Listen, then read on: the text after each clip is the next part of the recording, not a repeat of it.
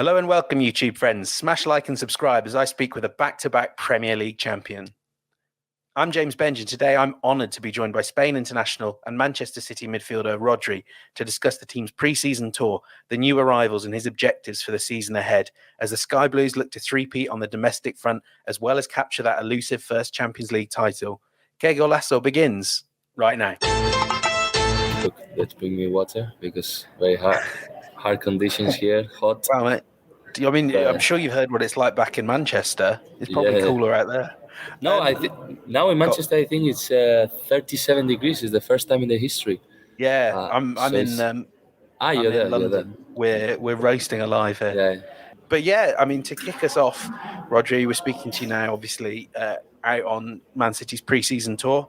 How are you finding it all? Always a tough moment, isn't it, to come back for pre-season? Is Pep putting you through your paces? Yeah, always tough, and the fact that when you're done for the season and you rest and then you come back, it's always hard. But it's like always you have to behave your body to go again to the competition, because now pre-seasons are very, very short and competitions start immediately. So we need to switch on very, very fast. And you had obviously a very busy summer as well. You know, it's supposed to be a break, but you signed a new contract. That all came about incredibly quickly. Did you ever have any doubts that you wanted to extend your time at City? No. I think it was very easy negotiations for me and the club. We all know what we want, and we agree in not much time. So yeah, I have a clear idea to stay here more years. I feel at home. I feel like it's my second family, and very, very happy all of these years. I just want to continue in the same way. And when you signed that contract, you were described as a manager's dream by Cheeky. What's the manager like for you? And is he and the City setup, are they the dream setup for a player? Yeah, of course. I think playing for City is just a dream, but if you can extend your contract, that means that the club is very happy with you.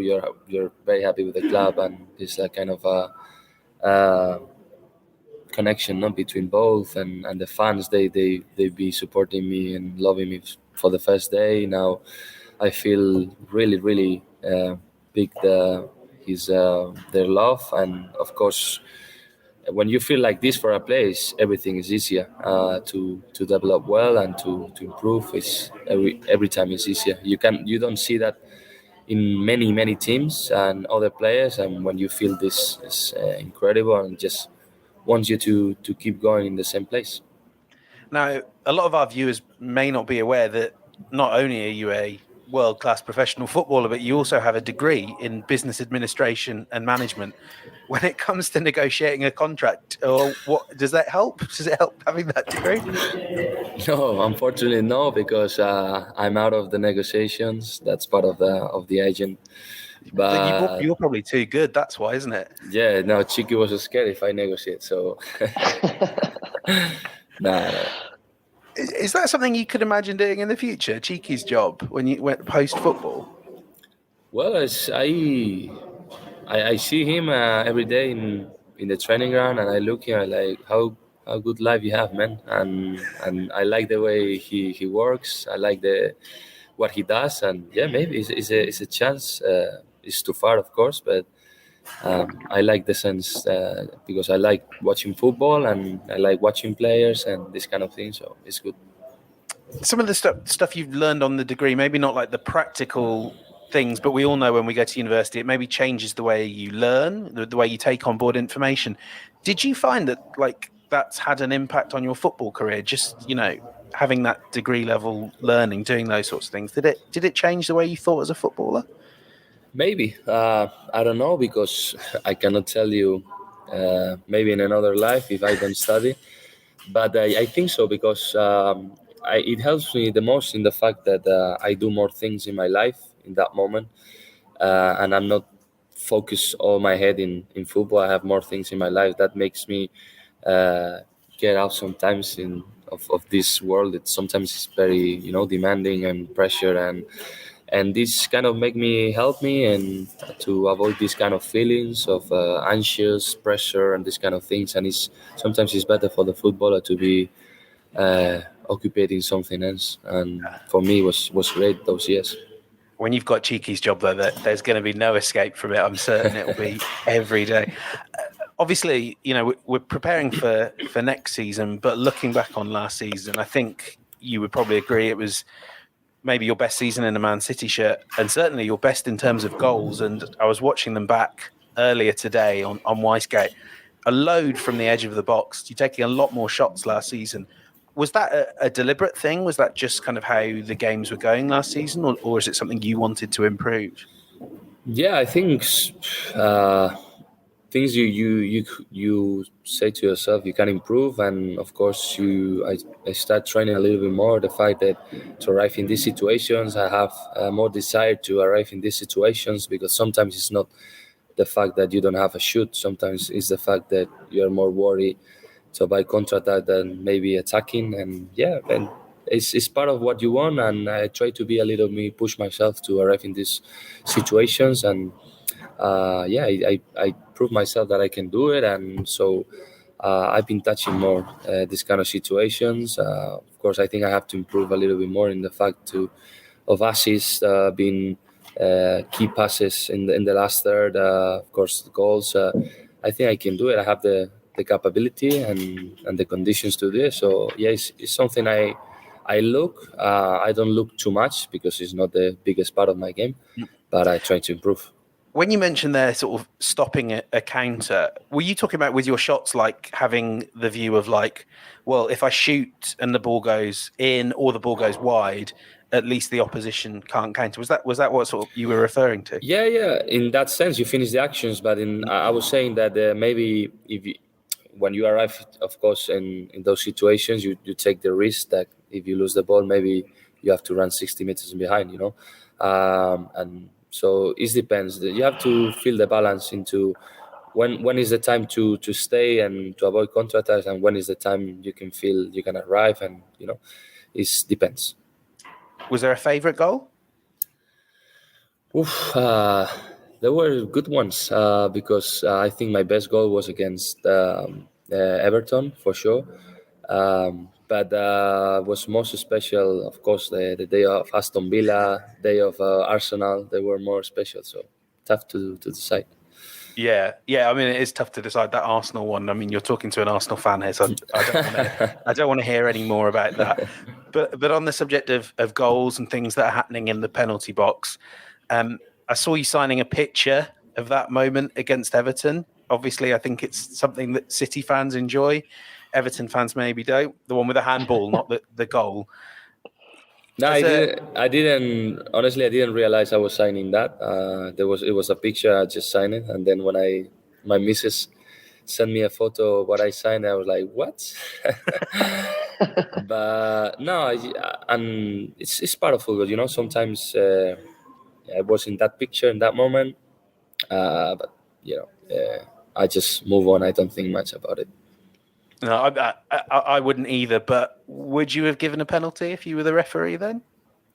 So look, last days we have the Premier League meeting where the referees come, and we were discussing about that. The problem in that game, I thought it was like they put the flag up, so we were a bit confused on maybe it was just offside and the hand didn't. Of course, now I see the image and the ball is in a part of the hand that you can say is penalty. But in that moment, honestly, I don't know. It's many things coming. I was praying, of course, that they didn't give it, but because I remember it was tough game and one the last of the seasons. But sometimes they give, sometimes they don't give. So it's like this. That's a very, very diplomatic answer. Well done there. Today's Qué Golazo episode is presented by Gillette Clear Gel Antiperspirant. For those of you who don't like to sweat, the choice is clear. Gillette is your ticket to all-day freshness. Gillette, the best a man can get. Just sort of picking up on what's changed over the summer. You've had a few training sessions now. I'm guessing you've spent some time with your new signings. Everyone in world football is talking about Erling Haaland. What's he like to play with, and maybe what's he like to come up against in training? Well, I don't know because it's been not a much trainings because it's been the first days he didn't train. But of course, you see two, three details of the way he plays, the first touch, the way he scores, and he's a special player for sure. And I think he's gonna give us what we need. I think we were a great team, and now we have Erling in on front that can give us everything he got because he has incredible potential physically, technically. He's young. Depends on him and the fact what he wants to achieve, what he wants to improve, and I think he's in the best place to do it. He's going to give you a very different way to play than maybe you have in the last few years when guys like Kevin, Phil have been playing up front. As players, does that excite you, kind of trying these new styles, trying to integrate different types of players into a system that's so well honed? Yeah, of course. When these kind of players arrive into your team, you're very excited in the fact that they're unique, they're incredible top, and they're killers. Very emotion and excited to play with him because he's gonna give us different things, as you say, in sense of pure nine, pure striker, and the movements. And I'm just thinking more of the guys playing on front, the fact to pass him, to do assists, the crosses, everything. So very happy and excited. Obviously, a few players as well have left your team. What are your kind of reflections on Calvin, Gabriel, Raheem? And in particular, I would say Fernandinho. Do you feel the sort of pressure to step up after his departure? I know that you've obviously been, you've been the starter, but he's been such a big. I know what you mean. First of all, always when teammates and big players like they go out of the team is a big issue for us because we share a lot of years together, all experience, and I have to say, from Dino, Gabi, Rash, now Alex perspective, they've been great players for the team, and they make history, winning a lot of Premier Leagues, a lot of trophies, and we're gonna feel, of course, but. At the same time, football is like this. You renew every day, every year, and new players coming, and life you have to move on. But yeah, try to take the roles, to learn about the players who left, and try to teach the new ones how good we were before, and maybe the team could be even better. So football is like this. Is the beauty because if not, it will be very boring. Always the same. So football is like this.